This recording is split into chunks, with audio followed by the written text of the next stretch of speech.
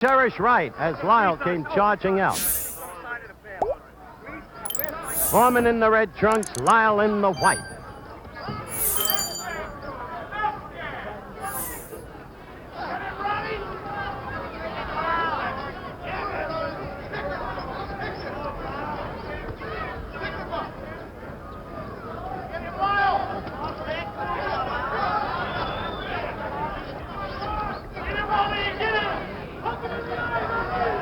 George lagging his right leg behind him in the manner that Frazier did against Ali in the last two fights between those two. The effect of that is really to cut off the ring. Lyle is not a bad boxer, though he has a tendency to let the hand stay too low.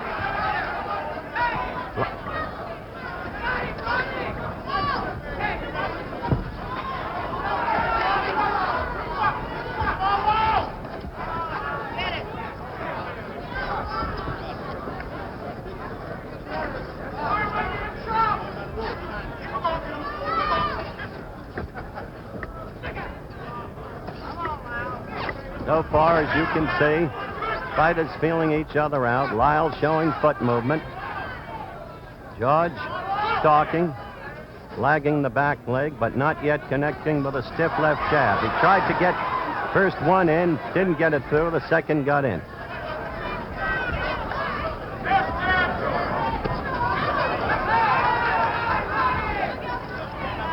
I must say, Kenny, George appears to be in much better condition than in that abortive thing in Toronto last May against the five fighters. That's very true. He looks very good. He's using a very good jab. Very stiff, very Lyle got in a good left. George's face went back. Lyle has never been afraid of anybody. He doesn't know the meaning of the word fear. You know the Lyle story. 7.5 years in Colorado State prison. Learned to fight there. And as I told you earlier, fought Ali here last May, and Ali scored an 11th round TKO.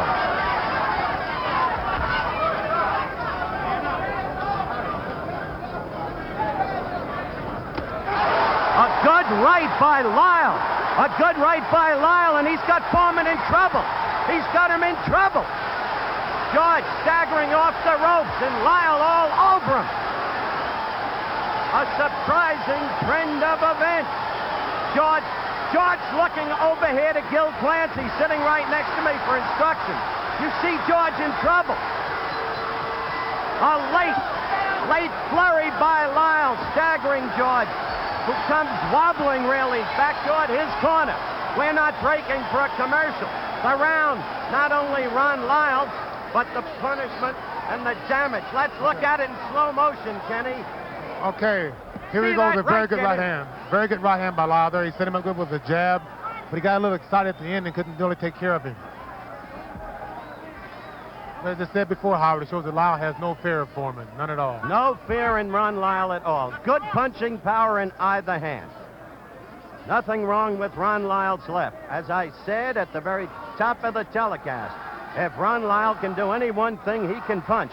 But I don't see any of the old Foreman confidence. The guy who knocked you out in the second round, Kenny. Where is it? I feel he has the confidence. I feel that this round he must come out fighting and take over, be very dominant. The voice of Kenny Norton at ringside with yours truly. If he isn't dominant, pardon me, Howard, if he isn't dominant this round, then Lyle will get very confident and run away. Lyle right at him, but again with a wild swing. George trying to move, bouncing on his toes.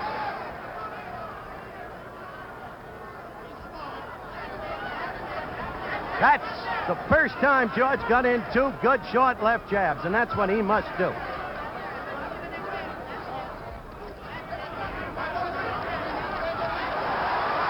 Lyle with a good left. George fighting back now. Howard, as you can see, Lyle is giving Foreman no respect, and he's pressing the action now. That could be a mistake, Kenny. It could be. George is fighting back now. He's fighting back, but Lyle's very aggressive here, and he's catching most of the punches with his glove.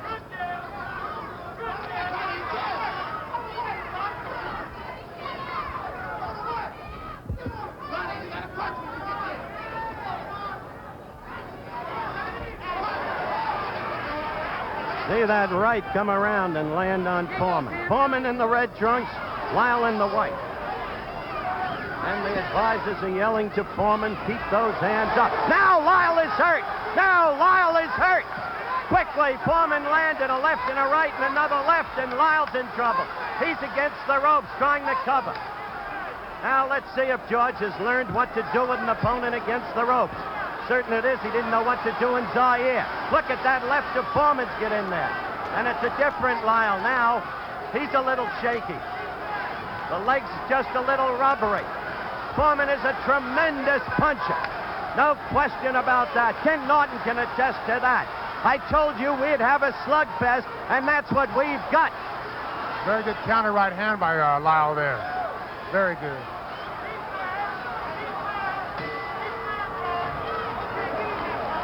Two active rounds. Two very active rounds, and the crowd loving it. You heard Kenny say he came back with a good counter right. Lyle did. We'll be back. I want to check the timekeeper here. The official timekeeper is John Worth. George, will you check this? Because by my clock, that round was only 2 minutes. Well, everything happens in fights. We'll find out about it. Now, this fight is being scored on the 5-point must system. Mandatory 8 count. In Nevada, uniquely, they also allow for a standing 8 count, which is what you see in amateur boxing in the discretion of the referee. The fight is scored by 3 judges. The referee has no voice in the scoring. I am advised that our clock was wrong, that the round indeed went 3 minutes. There'll be no saving by the bell. Fight is, by the way, using 8-ounce gloves. New York and California require 10-ounce gloves. 8-ounce gloves, less padding, greater damage from the blows. More punishment, more knockdowns likely.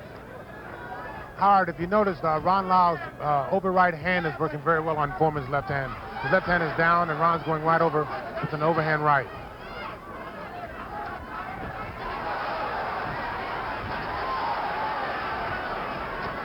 By the way, Ken Norton unofficially scored, of course, the first round for Lyle, the second round for George Foreman. I tell you, Kenny, Lyle must be careful. You're right about the use of the right. There it was again, over Foreman's left. But Foreman's jab is beginning to get to Lyle's head, and Foreman's power is so punishing that he can end the fight at any time. That's very true, but he can't afford to let Foreman really get off. He's got to be more aggressive and kind of force the action. So if he gives Foreman punching room and where he can utilize his power, then this is all in Foreman's favor. Agreed.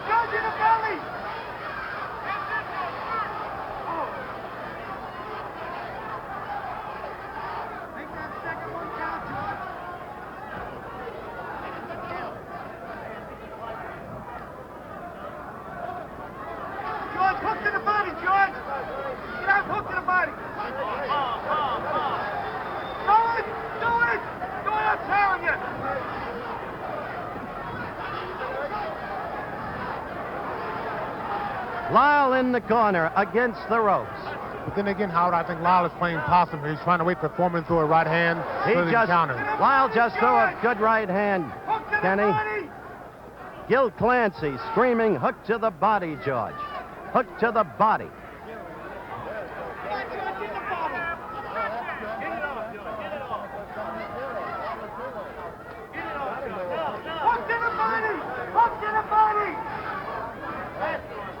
George just tried to hook to the body in response to Clancy's exhortations, but he didn't get through Lyle's guard.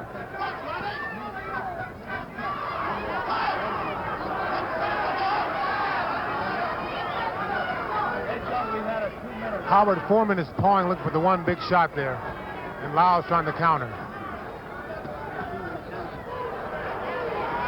Less than 20 seconds left, and this the third round. Foreman the red trunks, Lyle the white. Lyle with a very good counter right. The right has been Lyle's best weapon against Foreman thus far in the fight. Approaching the end of the round. We're back for the start of round 4. in what has been a very active fight thus far. The first round, Lyle staggered Foreman. Had him rubbery leg. Foreman retreating. The second round, George coming back fighting. George now looking over to Gil Clancy right next to me. Getting instructions from Gil. If Gil is anything, he's a teacher. Master's degree in recreation. He's been teaching all his life. Whether boxers, kids playing in the playground, or a good right by Lyle. Kenny, you're right. He's been using that right beautifully over Foreman's left. Right, it's very effective. And Howard, we just found out for sure that the second round was only 2 minutes long. That's correct. Chet Forty, our producer, retimed the second round in our truck. Lyle all over him. Lyle has Foreman in trouble. Foreman is down. It started with a right, then a left. Foreman looking over here. Lyle to the neutral corner. His mandatory 8 count. Foreman trying to hold together. Trying to keep his senses. Lyle putting on a tremendous demonstration. Now trying to move in on Foreman and end it. Remember how invincible George Foreman looked through 40 bouts. The man who knocked out Frazier in the second round to win the title. The man who knocked out Ken Norton, the man next to me, in Caracas, Venezuela, in the second round. What's happened to him? Well, in the 15 months since Zaire, he's been relatively inactive, except for that charade in Toronto against the frightful Bod. Now Foreman fighting back. Oh, Foreman is in trouble. Lyle caught him with a good left. Now George, now George struck back. Now George fought back with a magnificent right. George fought back. Lyle let himself open for that. He got overly aggressive there, and he was very excited, and Foreman was throwing hard desperation punches. A minute to go in a wild fight, just as Lyle apparently had George in trouble. George with that punching power that we talked about in prior fights. Lyle is now ready to go against the ropes. About 40 seconds left in the round. Lyle covering up against the ropes. His handler screaming to Foreman, hit him in the body. George at the head. Lyle is now wide open. He is Lyle trying to swing back. This isn't artistic, but it is slugging the way the public wants it. Lyle now trying to fight back. Only 10 seconds left in the round. Now Foreman was staggered. Foreman was staggered by a Lyle left. Foreman goes down. Foreman goes down. Lyle fights back. Foreman, there's no saving by the bell, but Foreman is up. Foreman is up. What a fight, Kenny. Well, this is the slugger's fest here. Both men are leaving themselves wide open. As Kenny said, both fighters leave themselves wide open. Call it over the slow-mo, Kenny. Here we go right now. Both fighters leaving themselves wide open. They're both relying totally on power here. George is using his strength. He was hurt. He comes back and he staggers Lyle. Foreman goes down here with a very good Lyle punch. They're both working very hard, and they're both utilizing their power and forgetting boxing. As I said, I would hardly call this an artistic affair, but at the very beginning, we told you we looked for a slugfest. And most people, remembering George's absence of stamina at Zaire, had the feeling if Lyle could get past the 5th round, his chances would materially improve. That's very true, and Lyle has been known to come on in the later rounds. He's very good, his stamina is very good, his punching power is good. And so now the question is if George can recover and continue on here in the later rounds. Kenny Norton at ringside with Howard Cosell. 5th round action underway.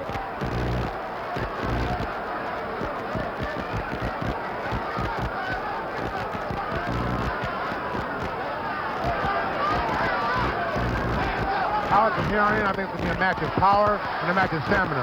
I think Lyle has the mental edge right here.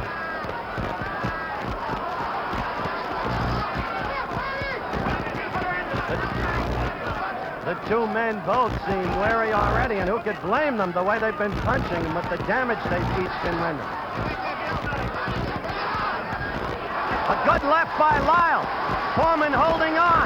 Here we go, Howard. Staggering all over the ring. Lyle against the ropes, throwing the left uppercut. Foreman in trouble again. No bounce in the legs. Foreman's in bad trouble now, and Lyle's trying to execute with the hook. And Foreman's hands are down, if you notice, which is very good for Lyle's hook and overhand right.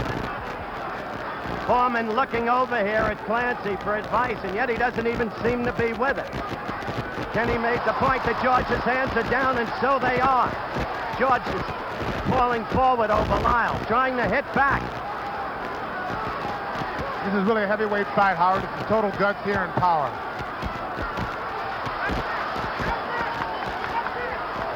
George got a series of left jabs in there, then a right. And they both exchanged right hands, Howard, right there. Good right uppercut by Lyle. Foreman again in trouble. You see him falling forward onto Lyle.